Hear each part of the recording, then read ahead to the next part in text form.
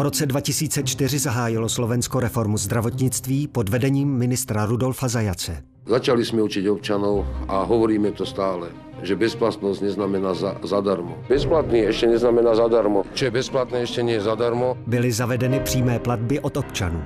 Výrazně se zvýšilo finanční zatížení plátců zdravotního pojištění. Snížila se dostupnost a kvalita zdravotní péče. Došlo i k prolomení psychologické bariéry nedotknutelnosti článku 40 ústavy. Tento článek ústavy přitom zaručuje bezplatnou zdravotní péči pro všechny. Systém musí mať nejaké priority.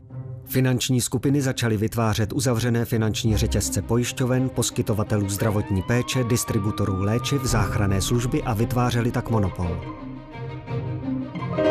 Nejziskovější části nemocnic byly privatizovány. Nový majitel je draze pronajímal zpět nemocnicím. Nám nešlo o peniaze, ja som vždy hovoril, to nejde o peniaze. Mzdy ve zdravotnictví zůstaly pod celostátním průměrem. Už nie je kam ustúpiť, nie je na čo čakať. Zdravotníci sa ničím neprevinili. Dnes Rudolf Zajac připravuje reformu zdravotnictví v České republice jako expert TOP 09. Pravicoví experti ze Slovenska radili i ministru Julínkovi z ODS.